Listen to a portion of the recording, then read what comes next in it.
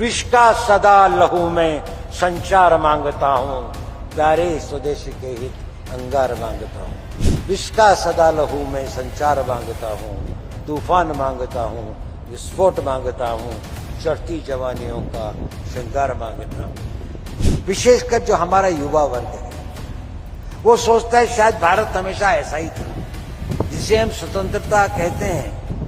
शायद उनको लगता है कि स्वतंत्रता केवल वह करने की जो आपकी इच्छा है, स्वतंत्रता ये नहीं थी। आजकल के लोग जो अपने राइट्स की बात करते हैं उनको ये नहीं पता कि इन राइट्स को अगर हम मिसयूज करेंगे तो शायद जिन लोगों ने इन राइट्स के लिए अपना इतना सर्वस्व त्याग किया उनकी आत्मा को कितना कष्ट पहुंचेगा। यह विशेष दिन है हमारे राष्ट्र के स्वतंत्रता संग्राम के प्रेषक, स्वतंत्रता संग्राम के एक अद्भुत सेनानी, फिलोसोफर, मार्गदर्शक, उनकी 106वीं पुण्यतिथि का। ये मेरा सौभाग्य है कि मैं आज पुणे में, जो उनकी कर्मभूमि थी, और आप सब लोगों को जो पुणे के निवासी हैं उनके साथ मिलकर उनको अपने श्रद्धा सुमन और श्रद्धांजलि प्रेषित करता हूं। मैं दिवंगत आत्मा को नमन करता हूं और उनकी आत्मा के लिए ईश्वर से प्रार्थना करता हूं। आज का दिन ये भी दिन है कि जब हमें स्वयं को फिर सोचने की आवश्यकता है। माननीय गृहमंत्री जी ने इस पर बल भी दिया कि उनकी प्रासंगिकता खत्म नहीं हुई। आज भी जो उन्होंने कहा था, एक बार हर भारतीय को, विशेषकर हमारे युवाओं को ये सोचने की आवश्यकता है कि जिस मार्ग पर जो भारत की उनकी परिकल्पना थी वो क्या थी और क्या भाव था राष्ट्र निर्माण का। मैं इस पुरस्कार के लिए बहुत आभारी हूं, धन्यवाद देता हूं तिलक स्वराज संघ, लोकमान्य तिलक स्मारक ट्रस्ट को, और मैं इसे विनम्रता से स्वीकार करता हूं। मैं गौरवान्वित भी हूं और नतमस्तक भी।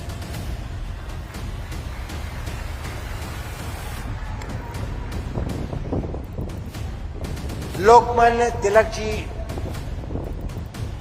के जीवन को समझना, उनकी गहराइयों को देखना, उसके लिए उस समय के काल, उस समय के मजबूरियां, उस समय की दयनीयता को शायद हम लोग उसकी कल्पना नहीं कर पाते। विशेषकर जो हमारा युवा वर्ग है वो सोचता है शायद भारत हमेशा ऐसा ही था, जिसे हम स्वतंत्रता कहते हैं। शायद उनको लगता है कि स्वतंत्रता केवल वह करने की जो आपकी इच्छा है, स्वतंत्रता ये नहीं थी। जिन लोगों ने स्वतंत्रता के लिए अपने प्राणों को न्यौछावर किया, जिन लोगों ने इसके लिए संघर्ष किया, जिन लोगों ने हमें इसका नेतृत्व दिया, लोकमान्य तिलक उसके सिरमौर थे। उसके उनका जो व्यक्तित्व था, उनका जो समय था, उस वक्त तक वो आवाज उठाने की हिम्मत बहुत लोगों में नहीं थी। लोगों में एक त्रास थी, एक पीड़ा थी, एक वेदना थी, एक करा रहा था समाज। लेकिन जो चाहते भी थे कुछ बोलना, वो यही कहते थे कि हम किसी तरह से कोई रास्ता निकालें, बातचीत करके, इनके कुछ संयम का प्रयोग करके, लेकिन वो कठिन रास्ता मुकाबला करके और इसको जीत के ले। ये शायद ये इसका नेतृत्व और इसका भाव उन्होंने ही देश को दिया। दास्ता की बेड़ियों को उन्होंने झंझोड़ने के लिए देश के युवकों और देश की जनता में एक नई चेतना और पौरुष का प्रादुर्भाव किया। अब चाहे उनका त्याग और उनकी सेवा, चाहे महाराष्ट्र का प्लेग हो जिसमें उनके अपने पुत्र 21 वर्षीय विश्वनाथ को भी अपने प्राण देने पड़े, लेकिन उसके बाद भी वह पुणे छोड़ के नहीं गए। यहाँ पर लोगों को यातना थी, उन्होंने सोचा ये मेरा कर्तव्य भी है, वो समाज सेवी भी थे। और ये पुणे तो एक धरती, इसके अंदर में ये वीरों की धरती भी है। यहाँ पर छत्रपति महाराज, शिवाजी महाराज, पेशवा बाजीराव, मालाजी मासुरे, मोरारजी भाई देशपांडे जैसे कई वीर योद्धाओं ने अपनी वीरता का वो उदाहरण और वो मापदंड रखे हैं जो इतिहास में एक अद्वितीय है। और उसके साथ साथ ही यह एक विचारकों की, समाज सुधारकों की भी धरती रही है। यहाँ पर महर्षि करमरी, गोपाल कृष्ण गोखले, गोपाल गणेश आगरकर, सेनापति बापट आदि जो हैं वो सभी हमारी श्रद्धा के पात्र हैं। और इसके पीछे यदि आप देखें तो इन दोनों धाराओं की जो उत्पत्ति, जो उद्गम है, वो थी भारत की सांस्कृतिक और धार्मिक विश्वास उन लोगों का, और उस पर उनका एक पूर्ण वो चाहे योद्धा थे तब भी उनको अपनी संस्कृति, अपने धर्म, अपने संस्कार, अपने उसका बहुत बड़ा मान भी था और ज्ञान भी था। लोकमान्य तिलक जी के बारे में अगर हम देखें तो वो इन तीनों धाराओं का सम्मिश्रण करते हैं। उनमें शौर्य और दृढ़ संकल्प भी था, वीरता और शौर्य का वो तंत्र उसमें समाहित था, जिसमें वो अंग्रेज सरकार को चुनौती देते थे और कहते थे कि स्वतंत्रता मेरा जन्म सिद्ध अधिकार है। चाहे उनको मान ले कि जेल जाना पड़े, चाहे उन्हें यातनाएं सहनी पड़े, लेकिन उन्होंने उनसे कहा भी गया कि आप अपना वो सॉफ्ट करें तो हम आपकी उनको कम कर सकते हैं, शायद मांडे नहीं जाना पड़ेगा, देश निकाला नहीं होगा, लेकिन उन्होंने वो नहीं किया। और उसी के साथ साथ वो समाज सुधारक भी, उन्होंने समाज की सेवा की, चाहे वो प्लेग था, चाहे बीमारी थी, चाहे लोगों में यातनाएं थी। और इसके साथ साथ ही वो एक विचारक, चिंतक और धार्मिक पुरुष। उन्होंने जो गीता का वो लिखा, तो उनकी विशेषता ये है कि वो इन तीनों धाराओं का एक सम्मिश्रण थे, एक त्रिवेणी थी, जिसके अंदर में ये तीनों धाराएं प्रबल थी और हर एक अपने रूप में एक उसका कोई हमें दूसरा उदाहरण नहीं मिलता। गृहमंत्री जी ने कहा कि उनकी पुस्तक फिर से हम लोग पढ़ें, जो उन्होंने गीता का सार अपने उसके अंदर में लिखा है, जो वो है वो पढ़ने लायक है, जीवन को नई दिशा देता है।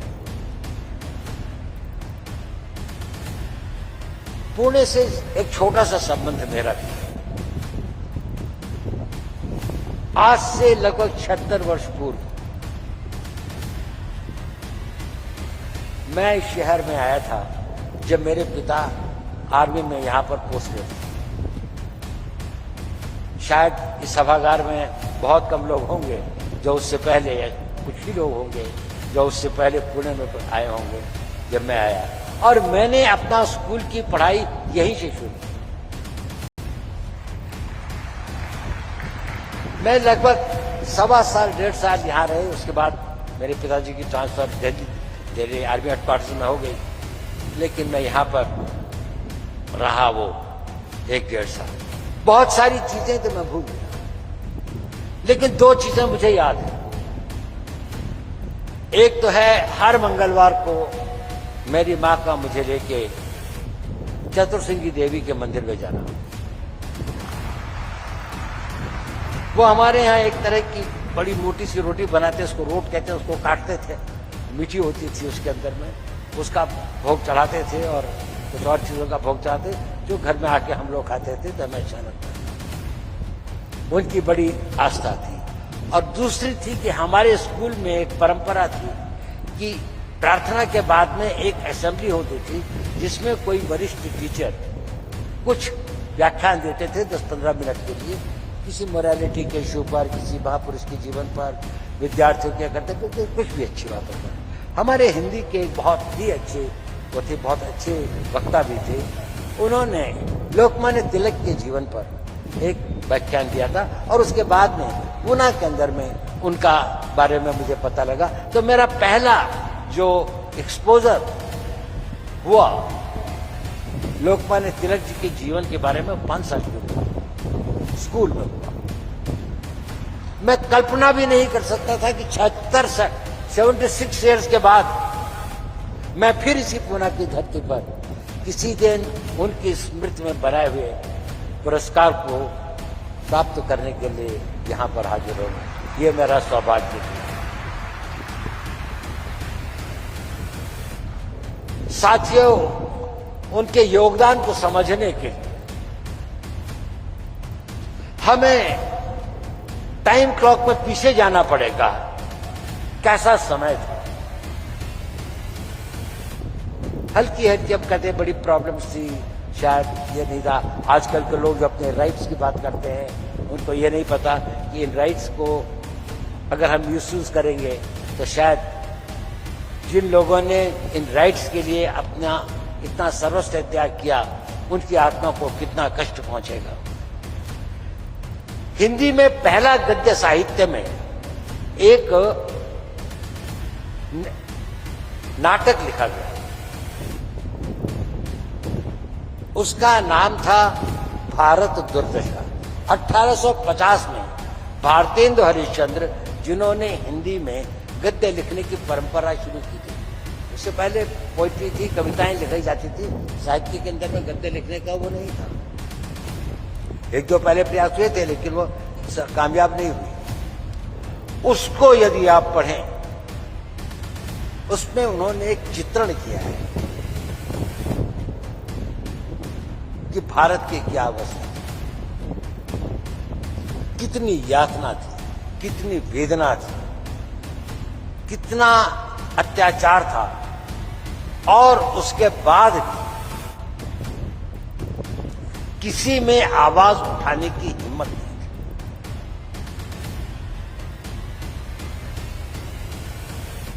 उस अत्याचार में अंग्रेजों का वो तो था ही, लेकिन उसके साथ साथ हमारा देश के भी एक वर्ग था जो शायद इस बात को नहीं समझता था कि देश की स्वतंत्रता और उसके लिए वो अपने निज स्वार्थों के लिए उसका अपोजिशन करते हैं या उसको स्वीकार करने को तैयार नहीं है। चाहे वो छोटे जमींदारी थी या रजवाड़े थे, ये थे, उन इलाकों में तो और भी अधिक होता। भारत की उस दुर्दशा के काल में देश के विभिन्न भागों में एक वो शुरू हुई, लेकिन एक सबसे बड़ी जो प्रारंभ हुई एक्सट्रीम वो महाराष्ट्र में, और जिसका नेतृत्व जो है वो लोकमान्य तिलक जी ने किया। उन्होंने केवल ये नारा नहीं दिया कि स्वराज मेरा जन्मसिद्ध अधिकार है और मैं इसे लेकर रहूंगा, यह उनका सिंहनाद था, ये एक नए इतिहास की रचना था, एक बड़ा विजन था। और इसमें महत्वपूर्ण स्पष्ट ये तो था ही कि मैं स्वराज मेरा जन्मसिद्ध अधिकार है, उससे बड़ा जो वाक्य जो क्लॉज था वो ये था, और मैं इसे लेकर रहूंगा। ये धारणा जो थी उनकी, ये विश्वास जो था उनका, और ये मनोबल जो था उनका, वो चाहते थे कि देश के हर नागरिक का ऐसा ही मनोबल बने कि मैं इसे लेकर ही रहूंगा। हमें बताया गया है कि आज भी वो बहुत प्रासंगिक हैं। यदि अगर वो आज होते तो क्या कहते, तो हमें क्या नया स्लोगन देते, एक नया युद्ध घोष देते, तो शायद वो कहते कि भारत को सशक्त और विकसित बनाना मेरा जन्म सिद्ध कर्तव्य है और मैं इसे करके ही रहूंगा। आज का अगर हमारा यूथ, आज का अगर हमारा भारत का हर वो, अगर इतने कष्ट, इतनी सदियों की पीड़ा के बाद अगर देश को आजादी मिली है तो मैं इसको शक्तिशाली बनाकर ही रहूंगा। मैं इसे जीवन के आखिरी सांस तक मैं इसके लिए जो भी कर सकूंगा करूंगा। इस भावना को अगर आज हम अपने समाज में, अपने युवाओं में, अपने आने वाली पीढ़ियों में अगर वो कर सके तो ये हमारा बहुत बड़ा कंट्रीब्यूशन होगा। बहुत बड़ी बात कही गई थी कि वो लोकमान्य तिलक जी का ये विचार था कि जब तक जनता के अंदर में वो विचार नहीं आए, वो सेंटिमेंट क्रिएट नहीं होगा, राष्ट्र भाव का सेंटिमेंट क्रिएट नहीं होगा, जहां पर आप अपनी सभी इच्छाओं को गौण करके राष्ट्र हित को सर्वोपरि समझे, तब तक राष्ट्र का निर्माण और राष्ट्र का विकास और राष्ट्र सुरक्षा संभव नहीं होगी। देखिए, हम लोग स्ट्रैटेजी में लोग मुझसे अक्सर पूछते हैं कि क्या करना चाहिए, तो काफी कंफ्यूजन होता है, कई रास्ते दिखाई देते हैं, कौन सा सही है, एक भ्रम की दशा में होती है। तो उसे हम कहते हैं वेड एनालिसिस, कि जीवन के अंदर में अपेक्षाएं, आशाएं, इच्छाएं, आकांक्षाएं तो सभी की होती है, और हम सभी इंसान हैं तो सभी तरह के, लेकिन हम वेड एनालिसिस करते हैं, वाइटल क्या है, एसेंशियल क्या है, डिजायरेबल क्या है। और यदि राष्ट्र सेवा हमारे लिए वाइटल है, अगर राष्ट्र को शक्तिशाली बनाना हमारे लिए वाइटल है, तो उसके सामने सारी इच्छाएं जो हैं वो गौण हो जाती हैं। एसेंशियल और डिजायरेबल वो होती हैं, वो गलत नहीं होती, शायद उसका कुछ लेजिटिमेट वो भी हो, परंतु क्योंकि वह नेशनल इंटरेस्ट के आड़े आती हैं, तो हम उस किसी राह में नहीं जाएंगे जो कि हमारे राष्ट्र को नुकसान पहुंचाता है, चाहे मेरा उसमें निजी फायदा हो, चाहे उसमें मेरे वर्ग का, मेरी गांव का, मेरे जाति का, कुछ भी हो, लेकिन अगर वो राष्ट्र हित में नहीं है तो वो मेरे हित में नहीं है। आज अगर हम लोकमान्य तिलक जी के इस पुण्यतिथि के अवसर पर एक नया संकल्प ने, एक नए भारत को बनाने के लिए, इसे शक्तिशाली करने के लिए, तो हमारे लिए शायद ये हम एक नए इतिहास का निर्माण करें। भारत अभी वहां नहीं पहुंचा है जहां उसे होना चाहिए। ऐसा लगता है कि शायद हम स्वतंत्र हैं तो हमारे ऊपर सारी जिम्मेदारियां खत्म हो गई हैं। आज भी भारत को बाहर से भी और अंदर से भी बहुत अधिक चुनौतियां हैं। भारत का विकास से सभी लोग बहुत आनंदित हों, ऐसा नहीं है। भारत का विकास कई लोगों के लिए, कई इंटरेस्ट के लिए, उनके लिए ये घातक है और हमें उसका मुकाबला करना है। उसके लिए हमारे को एक दृढ़ता के साथ संशय को हटाकर, तो संशयात्मा विनाशाय, संशय में मत पड़िए। एक बार एक ही चीज को सोचिए, देश के इंटरेस्ट को सोचिए, देश के इंटरेस्ट में काम करिए। अपनी हर इसको आप आगे बढ़ाने के लिए अगर एकजुट होकर चलें तो उतनी दूर भी नहीं है। आज हम बहुत भाग्यशाली हैं, हमारे देश में एक ऐसा नेतृत्व है, हमारे देश के अंदर एक ऐसा वातावरण है कि जहां पर हम अपने आप को शक्तिशाली बना सकते हैं। माननीय मोदी जी, माननीय अमित शाह जी, सभी लोग इतने एकजुट होकर काम करें। मुझे तो गृहमंत्री जी के साथ काफी क्लोजली काम करने का सौभाग्य मिला है। मैंने उनकी देश हित के प्रति जो कमिटमेंट देखी है, उनका जो विश्वास देखा है और उनकी जो दृढ़ता देखी है और क्लियर विजन, और कभी किसी असमंजस उनको नहीं होता, वो बड़ी श्रद्धा के पात्र है। मैं कहता हूँ उन्होंने, हमारा तो एक लिमिटेड काम होता है, लेकिन जो उन्होंने देश के लिए किया है, जो प्रधानमंत्री जी ने देश के लिए किया है, ये शायद इस देश को बहुत आगे बढ़ाएगा। हमें उसको आगे बढ़ाने की कोशिश करनी चाहिए। देखिए, एक बहुत बड़े हिंदी के कवि थे, कुछ लोगों ने यहाँ पर वो कविताएं पढ़ी, हमारे उप मुख्यमंत्री जी ने भी कही, तो बहुत अच्छा था। उनका नाम था रामधारी सिंह दिनकर। गुलामी के टाइम पर उन्होंने एक कविता लिखी थी। मैं चाहता हूं कि हम सब लोग समय मिले तो एक छोटी सी कविता है, 15, 16, 20 लाइन, उसको पढ़े और उसका नाम है आग की भीख। उसमें उन्होंने कई बातें लिखी हैं और अच्छी कविता है, रोंगटे हिला देने वाली कविता है, लेकिन उसमें कुछ सोचने का विषय भी था। और कवि जो है ईश्वर से प्रार्थना कर रहा है, भीख मांग रहा है, वो ईश्वर से वरदान मांगने के लिए जाता है तो कहता है क्या चाहिए मुझे कि तम वेदिनी किरण का संधान मांगता हूं। तम अंधेरे को कहते हैं, जो तम को वेद सके, जो अंधेरे से थ्रू मुझे क्या कहते हैं हम लोग उसको, जिसको नाइट विजन जैसे दे सके, तो तम वेदिनी किरण का संचार मांगता हूं, जड़ता विनाश को फिर भूचाल मांगता हूं। ये जो जड़ भाव है जो कि आपको भ्रमित कर देते हैं, आपको उन दिशाओं में ले जाते हैं कि आप अपनी देश की, राष्ट्र की, मानवता की, समाज की जो सही दिशा है उसको छोड़कर आप निजी इंटरेस्ट की दिशा में चले जाते हैं, आप सेक्टेरियन इंटरेस्ट की दिशा में चले जाते हैं, चीप पॉपुलैरिटी में चले जाते हैं। विष का सदा लहू में संचार मांगता हूं, प्यारे स्वदेश के हित अंगार मांगता हूं। तो दिनकर की वो जो ललकार थी कि प्यारे स्वदेश के हित,